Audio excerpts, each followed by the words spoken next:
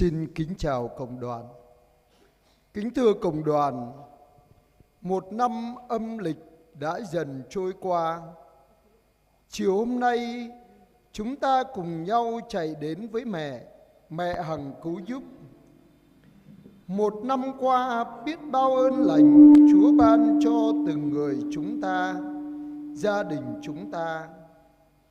Chúng ta cùng nhau xin lỗi mẹ vì mẹ luôn ở bên che chở gìn giữ từng người chúng ta luôn luôn.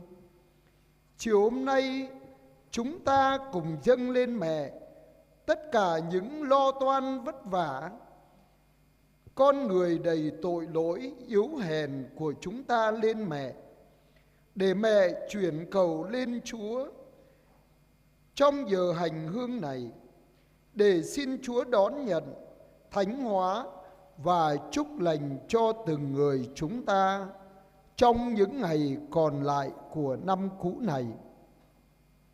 Với tâm tình tri ân cảm tạ Chúa và mẹ trong giờ hành hương cuối năm này, mời cộng đoàn cùng chiêm ngắm mẹ với tước hiệu Đức Maria, người nữ mới. Ở dạ mị ma mét nòng dòng đời, đời mai đời dòng kèng khắp. Thun so chí gào thum râu chi pru. Lâm rê này bình ta bờ bùn bờ túp mút rõm tờ kỳ rây hằng mi. Ami nòng gùm sơ rù. Sa thun lưu linh tờ lời bưng ai. Khoai giang ở đây prơi rim chô cờ bình ta, sang nọ cờ bình ta bờ bút bút rõm, cờ vứt ở cao ami bạp nhai tờ lời xó cờ bình ta. Doa cờ ami đo rõm măng ta, gít gây vây lăng bạ bêm chêm rong ta nà nào. Ta bu lăng dôm ami ố. Lâm mà này bình ta mút rõm bây giờ ami abi tờ lời klek lan lâm chào abi tờ lời so sát mơ núi rồi đu đầm ăn sát bát trầm rầy đọ mang tờ ngàn ami keng ami bây giờ abi cơ bình ta hăng khoai giang ở đây keng mung ta bờ tum hăng ami rồi câu khoai giang ở đây chợ cả tu hằng bập lý prâu hằng bập pu rơi cờ bình ta rồi núp rồi noa hiam rơi hiam chăn đùm rơi bờ lích thun so anh ấy mừng pran khắp bờ ư bà an cờ khoai giang ở đây hằng ami mong anh ấy ta mút rõm bờ ni hơ ớp khoai giang ở đây hằng ami đùm rơi bờ lích thun lan anh ấy. Rồi câu khun lăng dôm ami anan ami Maria po rachi pro mong anh ta cả vứ rồi câu chua đây tu bác lai bưng ai rồi rim chô cơ bình ta.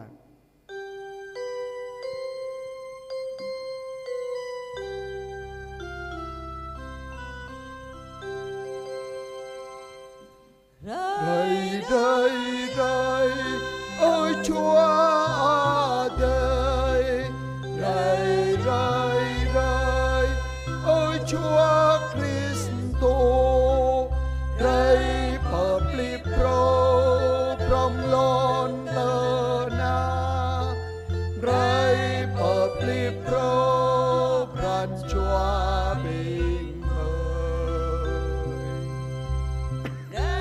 mới thầu răn mà đây mau mô bậc lại mau Giêsu Kitô qua mời lạy thân kia của Đức Chúa Trời, lạy thân kia của chính ngôi lời, xin Ngài hãy đến cánh tân trần gian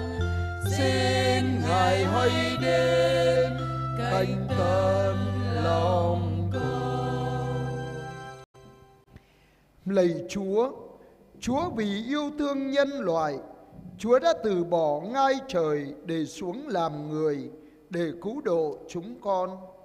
Chúa đã tuyển chọn một người nữ đầy trinh khiết vẹn toàn là Đức Maria để làm mẹ Chúa và làm mẹ của từng người chúng con. Giờ đây chúng con khẩn khoản nài xin Chúa ban cho mỗi người chúng con trở thành những con người mới như mẹ trong thần khí của Chúa, để năm cũ dần qua, năm mới dần kề, chúng con được đón nhận những hồng ân mới mà Chúa sẽ ban cho chúng con qua sự chuyển cầu của mẹ. Chúng con cầu xin nhờ Đức Giêsu Kitô Chúa chúng con.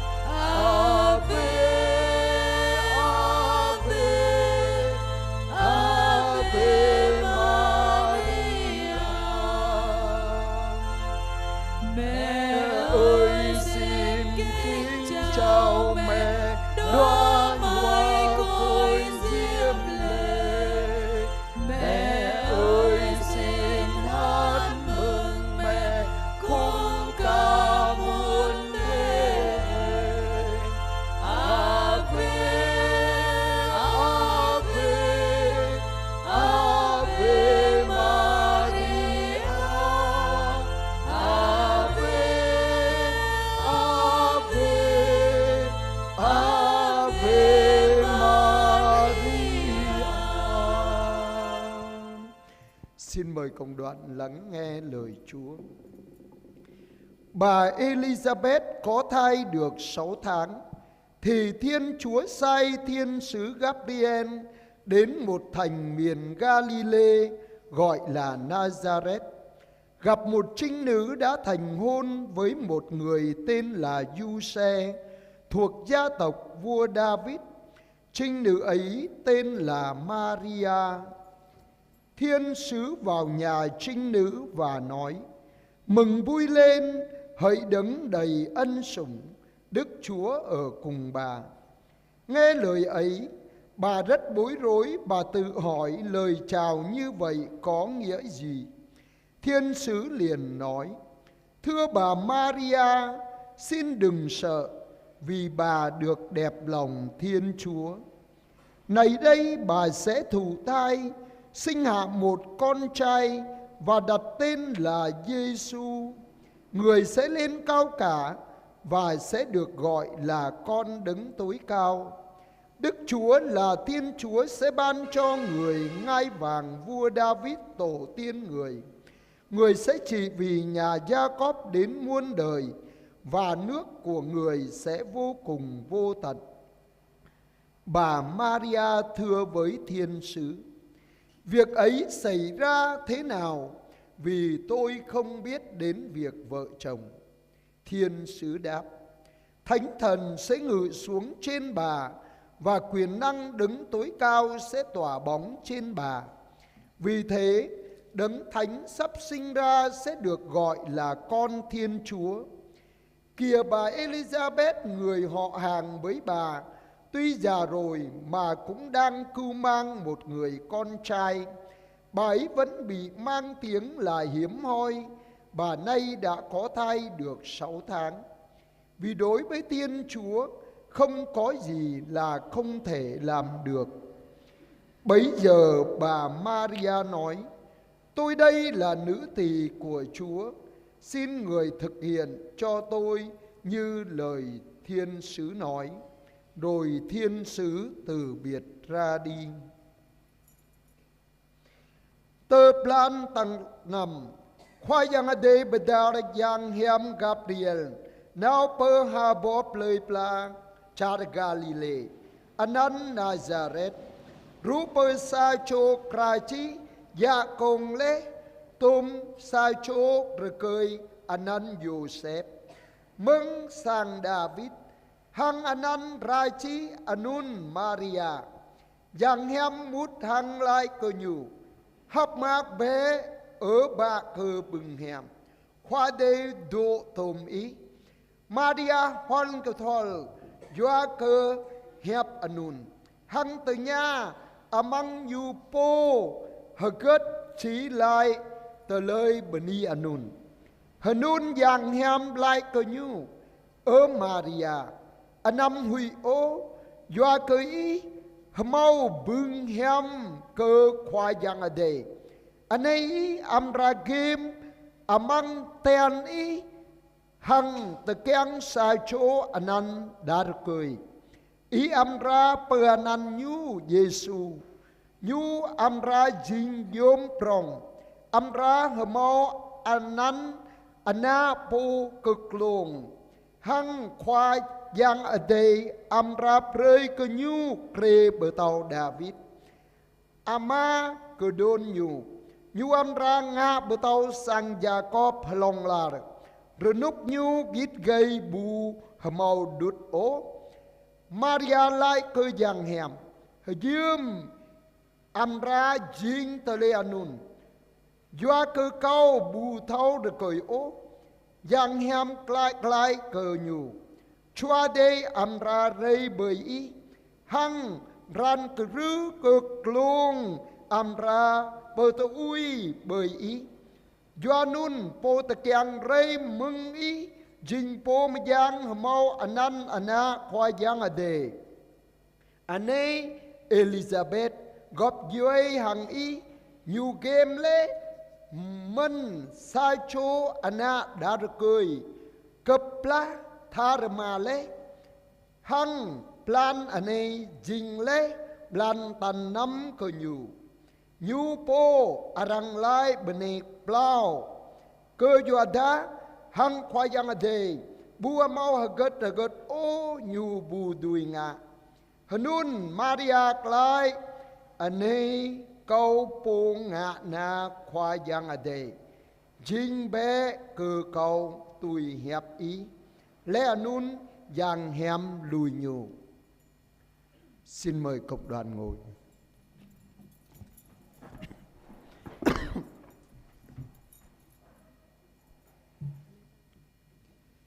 Ở đâu tội lỗi lan tràn thì ở đó ơn cứu độ càng chứa chan gấp bội.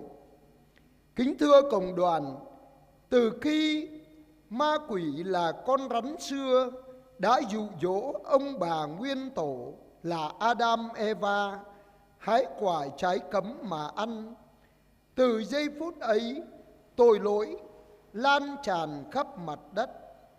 Con người phải chìm sâu trong bóng tối, trong tội lỗi và sự chết. Nhưng Thiên Chúa là tình yêu, Ngài luôn yêu con người, Ngài đã dựng nên cho tới cùng. Chính vì vậy, Ngài đã từ bỏ ngai trời xuống trở thành một con người nghèo hèn hơn chúng ta. Ngài đã chọn một người nữ trinh khiết vẹn toàn để cưu mang, sinh thành và nuôi dưỡng Ngài.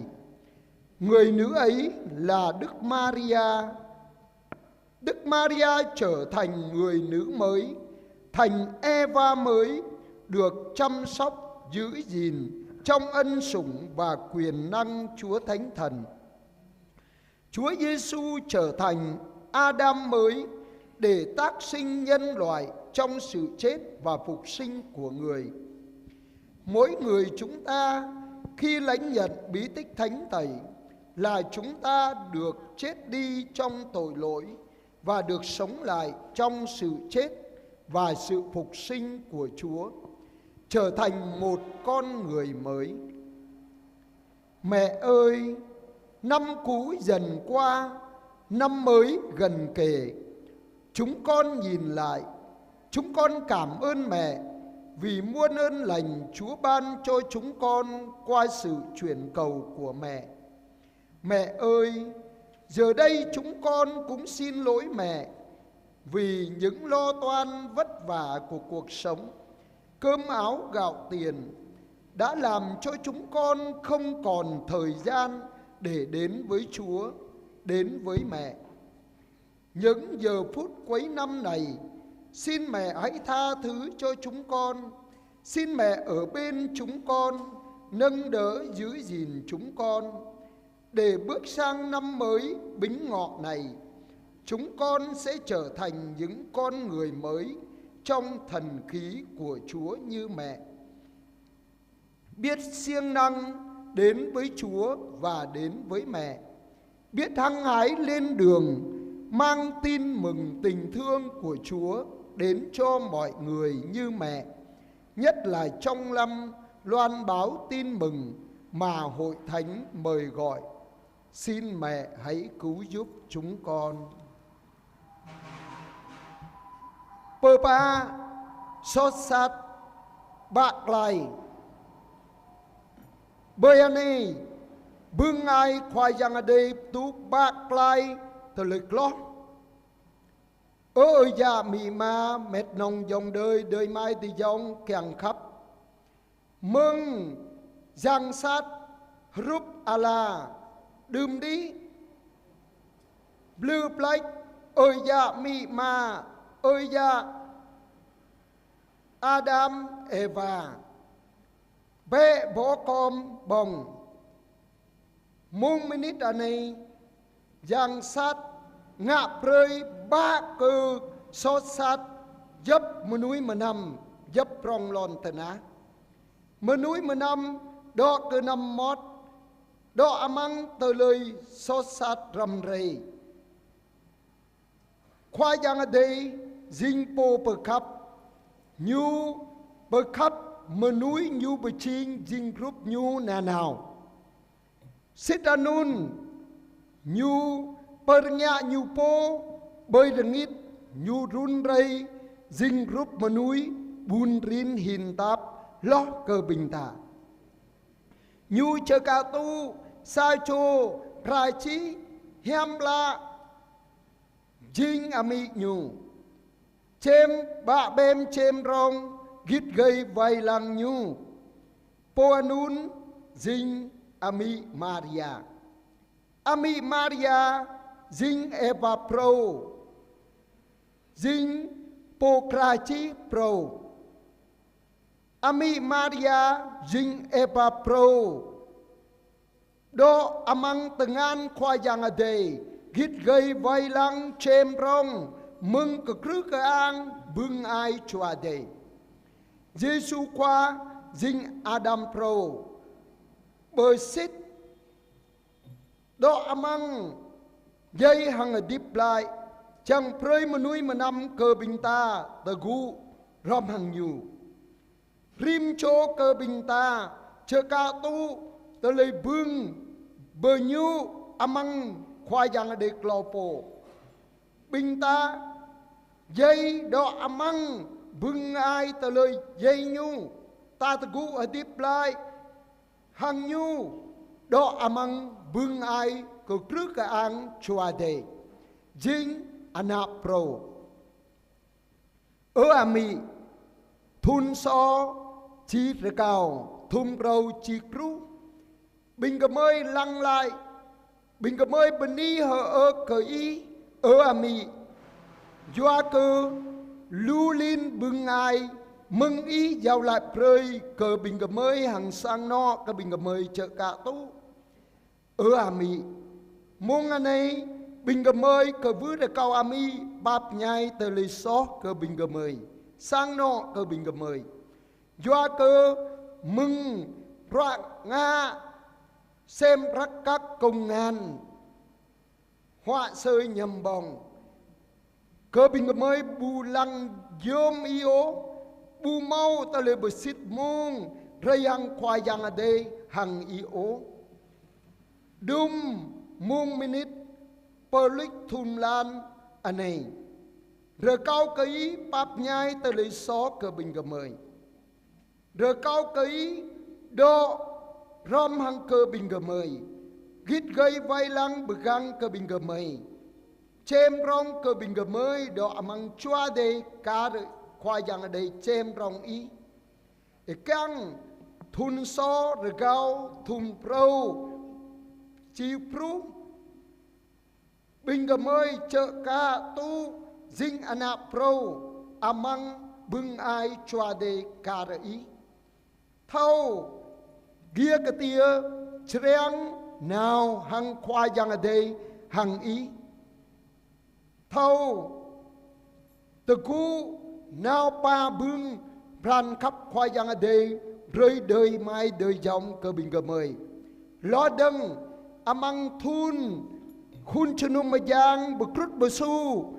Rim cho dinh po beda nào bờ mưa prơi tờ lấy mạc lạ được cao cơ mi gum cơ bình cơ mây dinh rim cho beda nào trong prơi bưng ai khoa giang ở đây dấp mà núi mà nằm dấp rong lon tờ na cơ bình cơ mây á in cơ chấp hàng ami. Và giờ đây xin mời cộng đoàn chúng ta cùng đứng để chúng ta dùng những lời ca tiếng hát để ca tụng Chúa và chúc tụng mẹ Chúa đã ban cho chúng ta một người mẹ là Đức Maria.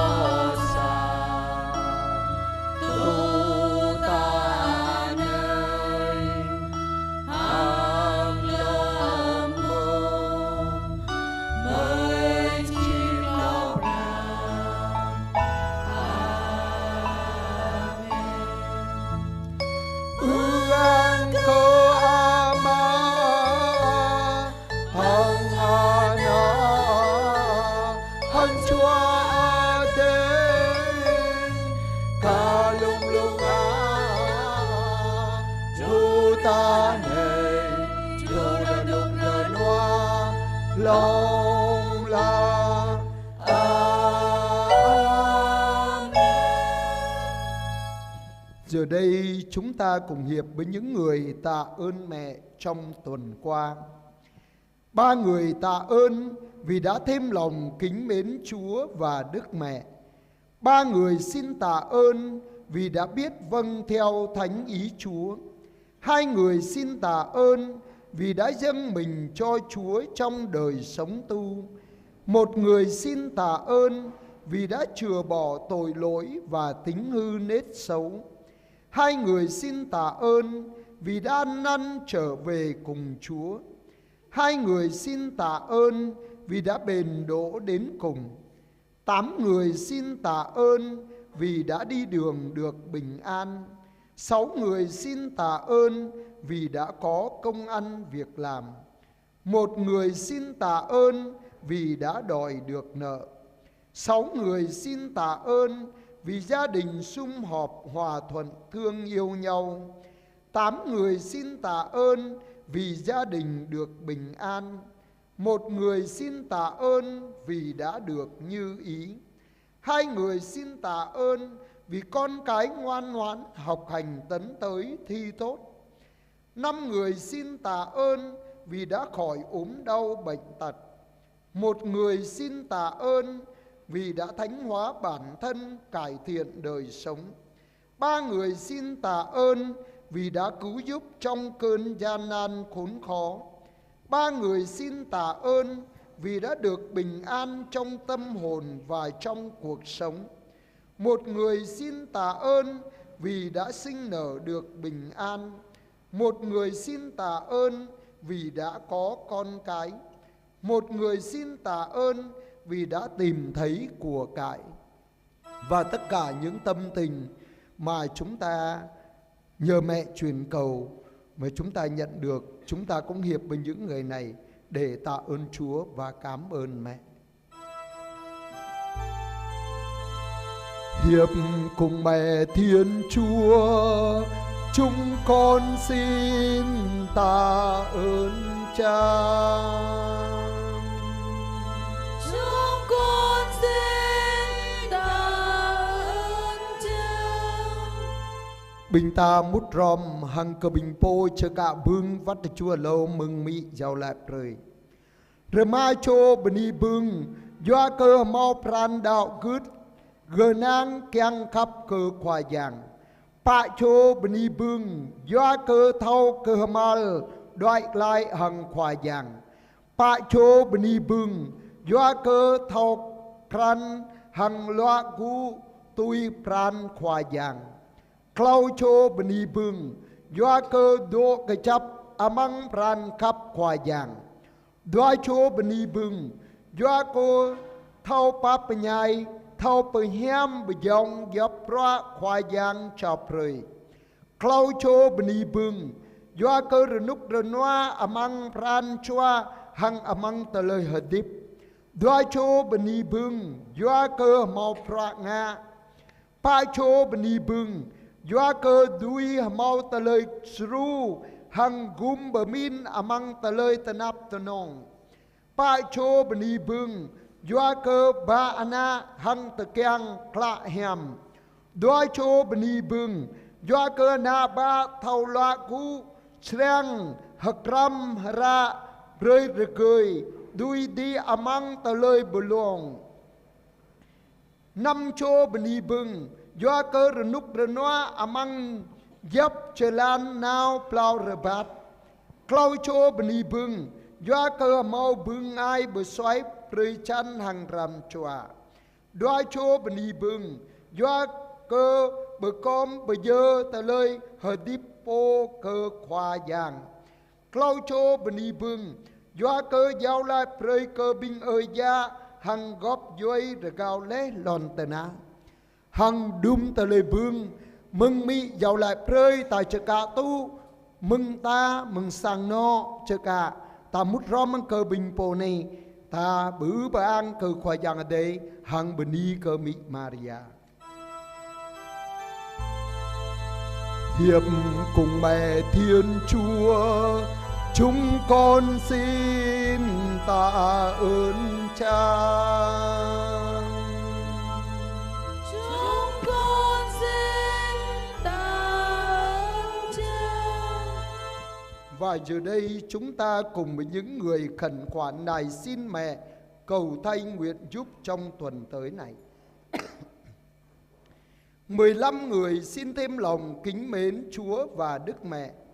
11 người xin biết vâng theo thánh ý Chúa. 14 người xin chừa bỏ tội lỗi và tính hư nết xấu. 14 người xin ăn năn trở về cùng Chúa. 5 người xin ơn bền đỗ đến cùng. 17 người xin ơn đi đường được bình an. 8 người xin cho có công ăn việc làm. 11 người xin cho mau trả hết nợ. 5 người xin đòi được nợ. 16 người xin cho gia đình sum họp hòa thuận yêu thương nhau. 15 người xin cho gia đình được bình an. 9 người xin ơn như ý. 16 người xin cho con cái ngoan ngoãn, học hành tấn tới thi tốt. 1 người xin tìm được người thân. 14 người xin cho khỏi ốm đau bệnh tật. 6 người xin ơn chết lành. 17 người xin cầu cho các linh hồn. 9 người xin thánh hóa bản thân, cải thiện đời sống. 11 người xin ơn cứu giúp trong cơn gian nan khốn khó.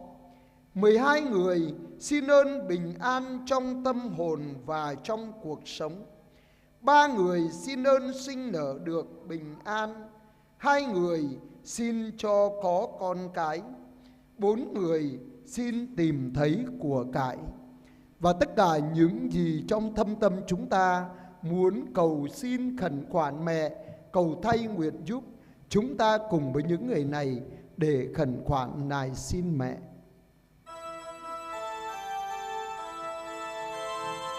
Nhờ lời Đức Mẹ chuyến cầu, xin Chúa nhậm lời chúng con. Xin Chúa nhậm lời chúng con. Bình tha mút rom hằng cờ bình po cờ vứ rơ cao ami Maria giàu là prơi vắt đờ chú panap nê. Lú năm chô rơ cao bương hamo pran đạo gứt gân ang keng khắp cơ khoa giang.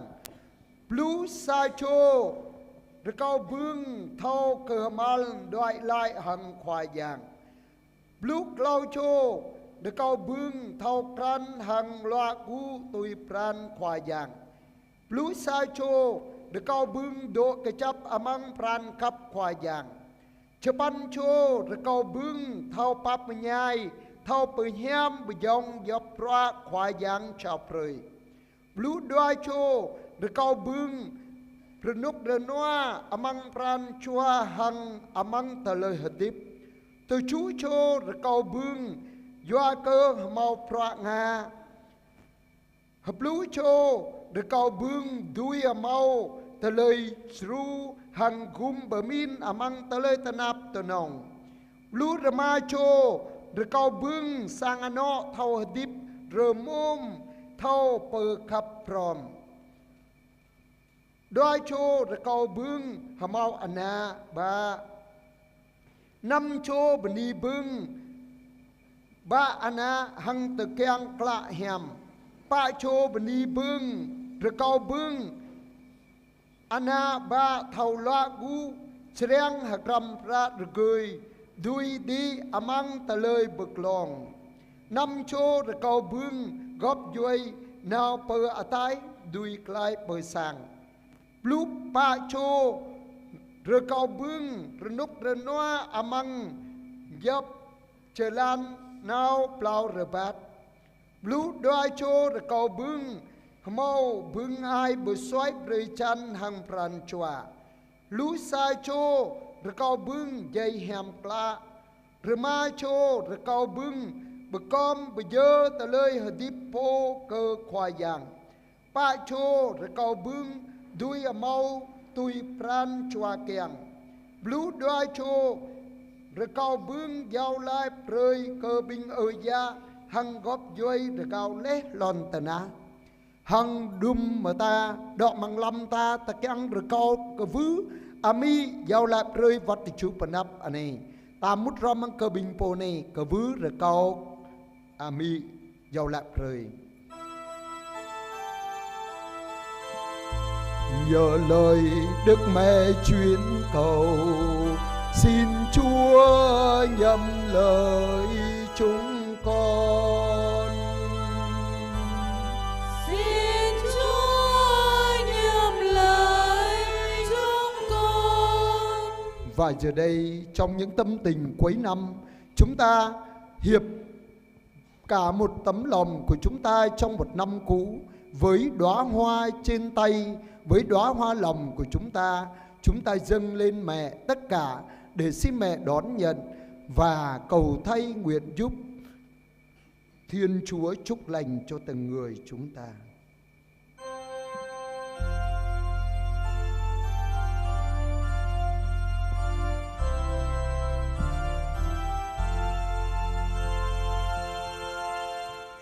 Mẹ ơi, trước nhân mẹ con dâng về mẹ một tràng hoa mơn côi và ngàn lời ca chân chứa tình yêu.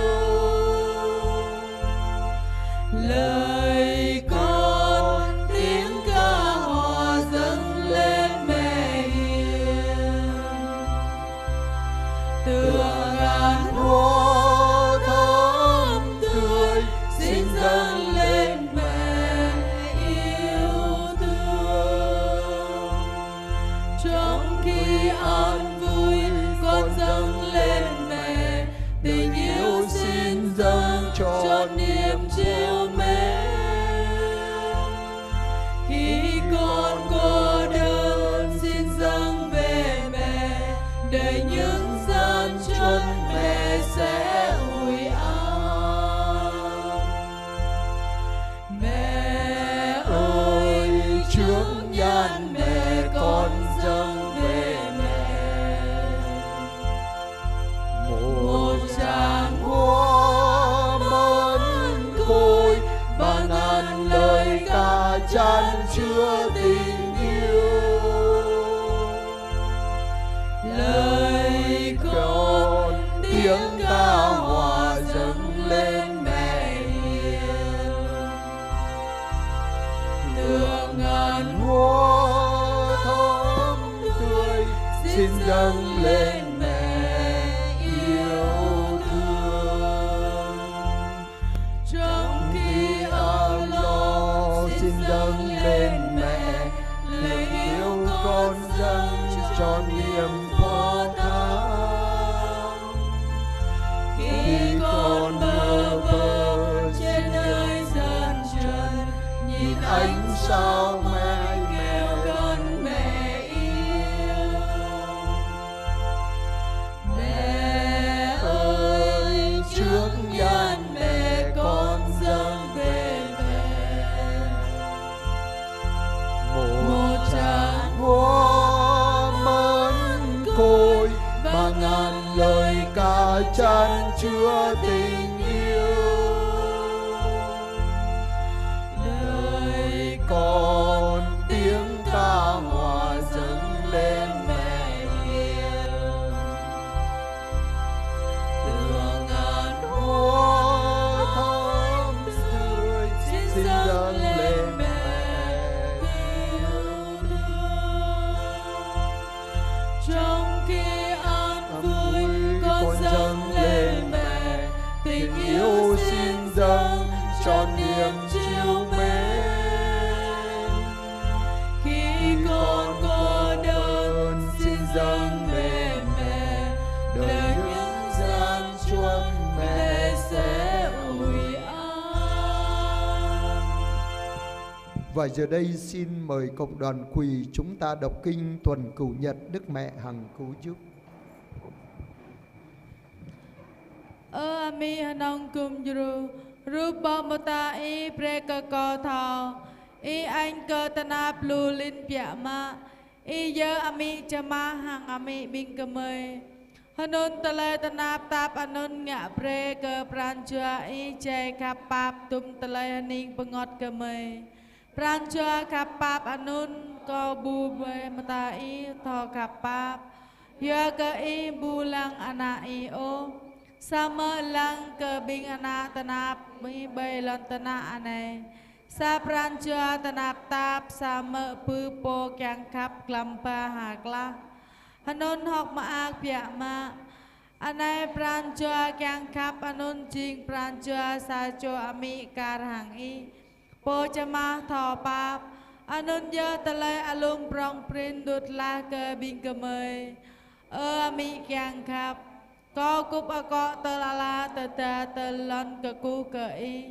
hang a in cơ chạp y bu lui ra cỏ ô rồi có y bà đinh từng nhà mự nhạp tà nạp tạp có u đi cơ vư cơ vòn rồi có y bà nhạp hà po a lung pre cơ pran chua có đà hang pre cơ có bưng thọ yo lai hang pran chua y chà ma cạp bạp Maria cha chia cha ya yong ima cakap tu le ananami anong kum juru yang ke petrut pesul pranca bingkemai kenang ke in ke i hanun ko ke vur ko i kapap kum juru ko nanau amang jap anito ano nau lam yang sat plu plai lam mau telai so lam pup telai tanap amang telai hatip hang pia ma nyu amang mung chit lo pran rami po tho kapap rồi có y pre cơ có thao chẳng đợi nào bởi y nà nào có cứ xin đi ta ta có chẳng đợi nào bởi y hân ngạ pre cơ y sẽ mở nhập có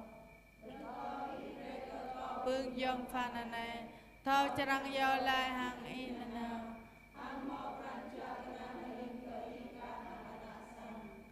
chẳng cơ y mở nhập có do lại đa mơ cùng dư con nà nào hang tập reka có bưng đào cứ cơ chắp trụ bà lùi mi nong cùng dư reka y bà bố pre hiam cơ có hang yo lai cùng pre cơ có tụ tạ nè hang lâm mong chít lo pran amen mi nong cùng dư reka y về lang bà càng bình bố tọ rằm có bà càng cơ ai có tim phun cơ cô chung mà giang cơ lần giang có cơ sang nọ có cơ te mai te yong có cơ bing ayat nabi pang bing potana cơ bing pengajar to amang ani pakai ami Maria nong kum juru reka i yo le kum reka goda ayan phong so po velang pegang ko reka i kum juru ko lam ka bang lư thọ đại nào pa ami Maria. Giờ hành hương đã kết thúc. Giờ đây chúng ta chuẩn bị tâm hồn để bước vào tham dự thánh lễ. Xin cảm ơn cộng đoàn.